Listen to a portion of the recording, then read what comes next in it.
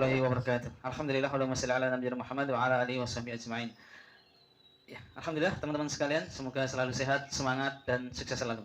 Teman-teman sekalian, masih kita wa tawassaw bil haq wa tawassaw bis sabr. Kali ini kita akan menyoroti bersama yakni pendapat Pak Panji Gumilang tentang hadis Nabi yang penuh dengan kontroversi, dan sebenarnya kita sangat kasihan sekali pikirannya yang sudah semakin kacau ini menjadikan pandangan terhadap agama Islam, khususnya kali ini tentang hadis Nabi, sungguh sangat ruwet, sehingga perlu kita untuk membentengi diri keluarga kita supaya tidak terpengaruh oleh syubhat ini. Kita saksikan dulu teman-teman sekalian bagaimana perkataan atau kalimat-kalimatnya.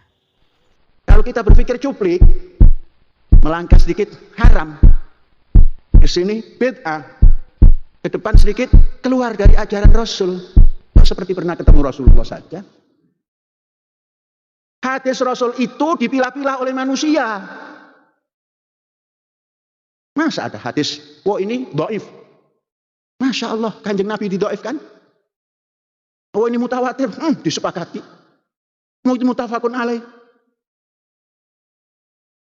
Jadi tertakluk kepada pendapat orang. Yang orang itu kita belum paham. Imam Bukhari ada di Rusia. Begitu jauh. Belum ada IT. Wah itu menyala ya, sudah out of the box. Kharija sunduk. Mengapa? Al-fikr al-hur. Bebas. Merdeka berpikir. Ya, sudah kita saksikan teman-teman sekalian bagaimana perkataannya ataupun kalimat-kalimatnya yang seolah-olah ingin pikirannya bebas, merdeka, tidak mau diatur, dan sesungguhnya itu adalah melecehkan agama kita, melecehkan Al-Quranul Karim dan hadis Nabi Shallallahu Alaihi Wasallam serta para ulama khususnya ahli hadis. Ya, begitu bingungnya beliau sehingga ini sangat berbahaya karena dia seorang pimpinan pondok pesantren ya, sehingga nanti santri-santrinya akan ikut bingung juga. Baik, teman-teman sekalian, mari kita saksikan penjelasan tentang hadis ini bagaimana dibukukan oleh diantaranya seperti Imam Bukhari, Imam Muslim, Imam Malik dan yang lainnya ya. Ada seorang ustadz yang kita kenal dengan Ustadz Zainal Abidin bin Samsudin. Nah, kita saksikan dulu teman-teman sekalian bagaimana penjelasan tentang perawian hadis ini, pengambilan sanad hadis ini. Hadis yang asli itu karangan siapa? Ini bagus nih pertanyaan. Mas, saya ingin sampaikan gini loh. Kenapa muncul hadis? Hadis itu kan pembicaraan. Jadi dulu ketika Rasulullah berbicara, ada sahabat ditangkap, dihafal, kemudian disampaikan. Nah, cara menyampaikan nyambung, makanya disebut dengan sanadnya muttasil. Umpamanya dari Rasulullah disampaikan kepada Abdullah ibnu Umar. Ibnu Umar disampaikan kepada muridnya Nafi. Nafi disampaikan kepada muridnya Imam Malik. Makanya sanad yang paling tinggi Imam Malik adalah dari Malik, Nafi, Ibnu Umar, Rasulullah. Karena seger, pendek. Makanya disebut sanadnya Ali. Kemudian sekarang ini dari Rasulullah disampaikan sampai Imam Bukhari. Ini namanya periwayat. Jadi karangan siapa? Ya ucapan Rasulullah, karangan Rasulullah disampaikan oleh sahabat kepada tabi'in, tabi'in kepada tabi'in, ya, sampai kepada Imam Malik, Imam Bukhari, Imam Muslim, Imam Abu Dawud. Nah, kita sekarang ini alhamdulillah sudah mendapatkan buku, enak, sudah nggak bisa diutak-atik lagi, sanadnya sudah mapan dari tadi, ya. Makanya ada riwayat, saya tidak pernah melihat sholat orang yang paling mirip dengan sholatnya Rasulullah ketimbang Imam Asy-Syafi'i. Karena Imam Syafi'i belajar dari Abu Muslim, Abu Muslim belajar kepada Atha ibn Abi Rabah, Atha ibn Abi Rabah belajar kepada Abdullah ibn Zubair, Abdullah ibn Zubair belajar kepada Abu Bakar, dan Abu Bakar belajar langsung kepada Rasulullah. Nyambung. Nah gitu loh Pak. Itu namanya sanad mutasil ketemu. Makanya kenapa di sini sanadnya Bukhari lebih tinggi tingkatannya daripada Muslim. Dua-duanya syaratnya sama. Setiap sanad itu harus dikawal dua rawi. Cuman Imam Bukhari mensyaratkan ketemu dua-duanya. Tapi kalau sekarang Imam Muslim cukup salah satunya, yang penting muasir. Orang itu betul-betul hidup pada zamannya. Tapi kalau Imam Bukhari datangi dua-duanya.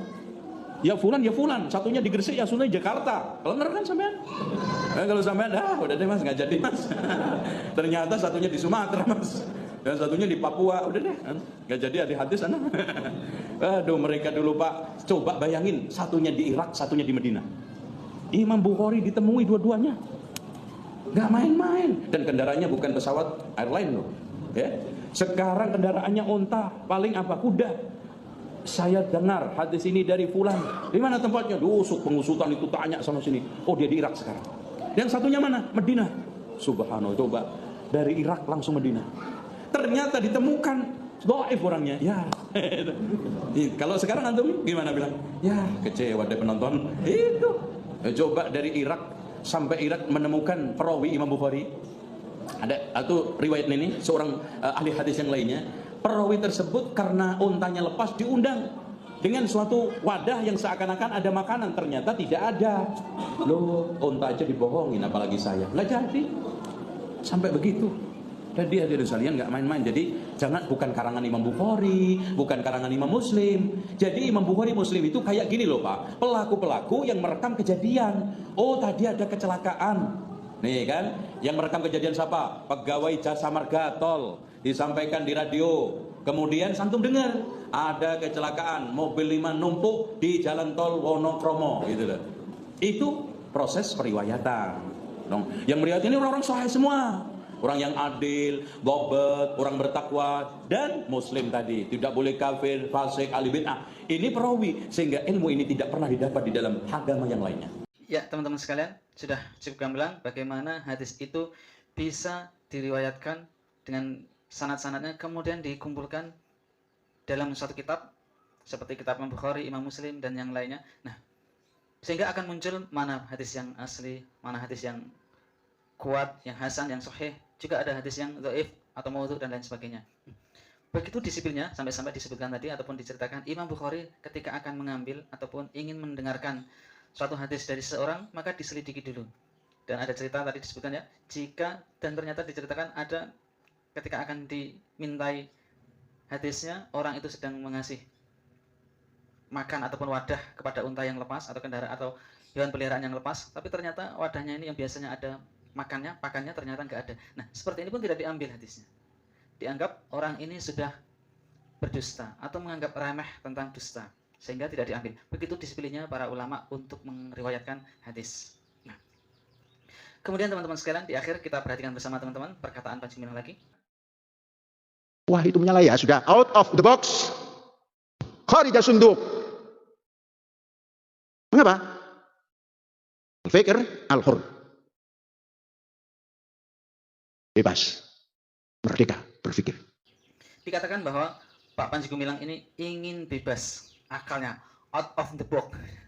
Keluar berpikir bebas sebebas-bebasnya, khususnya terhadap agama ini. Ini adalah subhat, pemikiran yang rancau, pemikiran yang tidak boleh diikuti teman-teman, dan bahkan harus diluruskan. Ini berbahaya karena agama ini sudah sempurna, agama ini sudah ada pakemnya dan sudah dijelaskan para mufassirin, para ulama, sehingga sudah sangat jelas, sangat nampak, tinggal kita mau belajar atau tidak. Namun kita perlu berhati-hati bahwa pikiran itu adalah tetap tunduk kepada dalil Al-Quran dan hadis Nabi SAW. Begitu banyak yang membuktikan bahwa pikiran, akal itu tidak bisa bebas ya.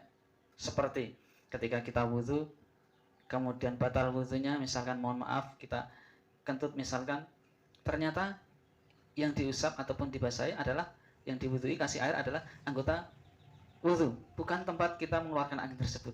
Bagaimana akalnya? Tidak bisa menjangkau. Seperti itu. Dan masih banyak sekali keterangan-keterangan ataupun bukti-bukti bahwa akal tidak semuanya bisa menjangkau. Semoga bermanfaat, semoga kita terjaga dari pikiran-pikiran yang ruwet, pikiran-pikiran yang jernih, dan semoga kita selalu dalam jalan yang lurus. Semoga bermanfaat. Wassalamualaikum warahmatullahi wabarakatuh. Fatwa MUI yang kontroversial. Bagaimana BPJS dikatakan haram? Hak kekayaan intelektual yang dilakukan oleh orang-orang, ya, artinya melanggar haki, itu katanya haram. Infotainment katanya haram. Segala sesuatu diharamkan, yang mana hal tersebut juga menurut saya tidak diatur di dalam Quran secara detail. Tapi MUI melakukan itu. Dia berani langsung tunjuk hidung katakan infotainment itu haram.